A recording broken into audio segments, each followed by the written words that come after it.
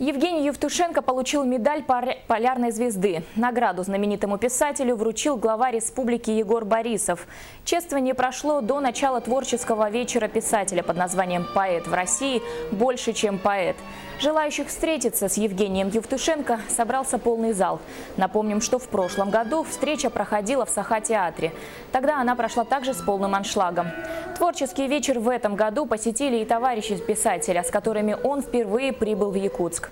Это геофизик Георгий Балакшин и геолог Владимир Щукин.